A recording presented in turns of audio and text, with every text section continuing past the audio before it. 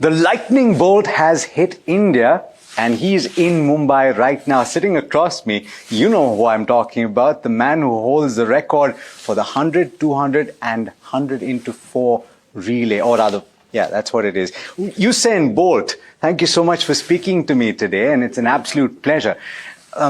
You're in India for the second time. The last time was 14 years back. A lot has changed. What stands out this time around? More people. But I'm here for a longer period of time, and I've actually got to try the cuisine this time. You know, I mean, last time it was just in and out. Met a lot of people, seen the young athletes, so there was so much. Yeah, I'm not surprised you said lots of people because it's the most populous country in the world. But having said that, there are actually, and I was doing a little bit of reading before this interview, a lot of commonalities, particularly in the cuisine. It's interesting that you mentioned that, the lamb curry and the roti. Have you had a chance to try it out?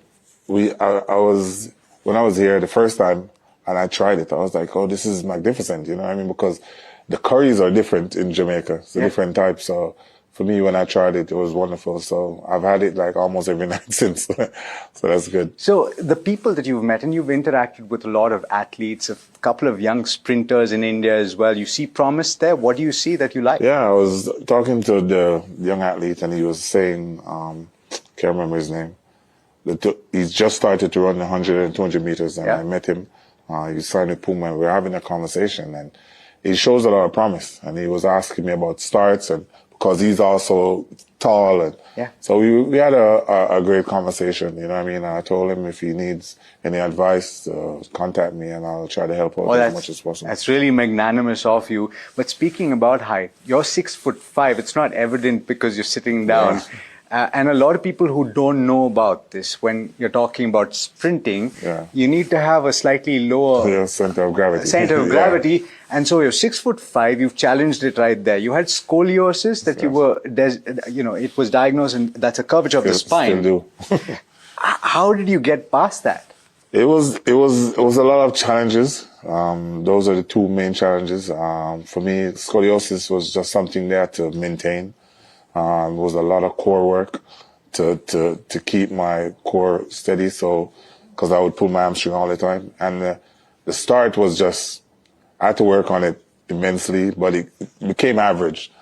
So that was okay because the end of the race is all my best part of my race. So all I had to do was make sure I got a good enough start. You know, everybody who watches and anybody who's had internet over the last decade and a half probably has seen that race. In the last part of that 100-meter where you've pretty much, you've not hit the record, the line yet, but you've already celebrated and people are thinking he could have gone faster. Did it ever occur to you?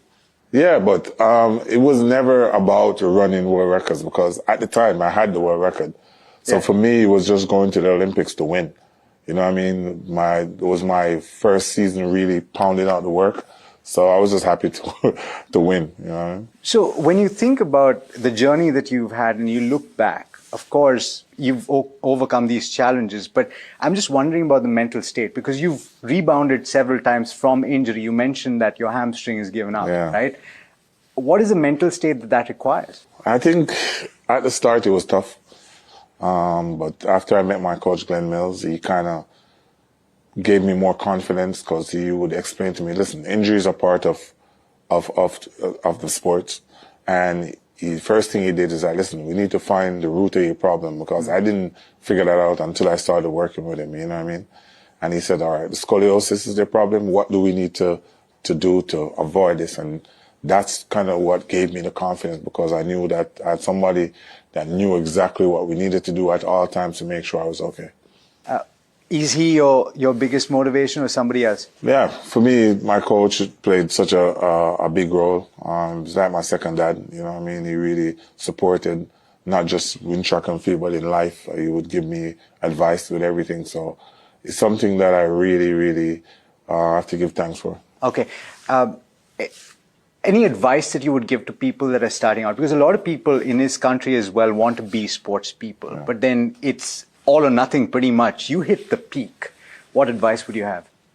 Make sure it's something that you love. You know what I mean? That's the first thing. I think you have to love anything you're doing. And then take your time, learn your craft. and give it time. You know what I mean? Nothing's gonna happen overnight. Take your time, believe in yourself, and just push through. But very few people achieve what you did, which is to be the absolute peak at what you do. How do you deal with the knowledge, perhaps, that you might never get there? No, never think that. That's the first thing. Never think that. For me, when I started out, I never knew I was going to be this great. You know what I mean? It took me time to get there. And after a while, I kind of said, you know what? I'm going to stop limiting myself, because I never knew I would get to this level. And the moment you kind of take the limits off yourself, the limit is the sky. That's why one of my mottos, anything is possible, don't think limits. You know what I mean? So never limit yourself. Believe, if you think you can break the world record, work towards it. Do you think that you had another gear that you could have gone into? My coach believes that. My coach said the world didn't see the best of me, so he believed that. I felt like I did great. Yeah, I mean, everybody thinks that. My coach. Everybody but my coach. That's why he's your coach. Last bit on the fact that you're here with Puma, and I'm just wondering what you take from this journey, right? Because it must have been an incredible experience meeting the kind of people that you did. Yeah, for me, just coming to a new country really and experiencing and seeing people and having conversations, you know what I mean? Especially seeing the youngsters coming up and competing and how passionate they are, you know what I mean? And feeling the energy. It's always so wonderful. And I give thanks to Puma for the opportunity, you know what I mean? Last night I saw drifting live. I've never seen it, so that was kind of cool. And being in a drift car, so the energy and the different vibe and just the different culture is always wonderful. Rapid fire, just to close things out, your favorite food in the world?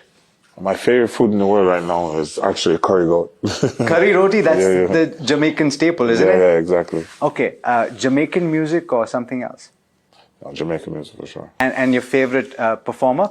Vibes Cartel. Okay. Yeah. Favorite cricketer in the world? Okay.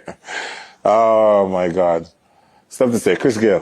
Chris Gayle, okay. Yeah. Universe champion, yeah. Yeah, universe boss. Universe boss.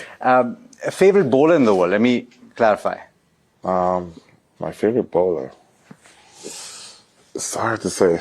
I'm a massive fan of most of the Westerners. Like, I know Courtney Walsh very well. Okay. Over the years, and he was always funny watching him bat also. Okay. You're famously a Manchester United supporter. Who's the one footballer that you admire the most, and not necessarily in the current stock? No, for me, Cristiano Ronaldo is ultimate. But Van Nistelrooy was the one that I saw first, and that's how I started supporting Manchester United. Okay. The best advice that you've ever received?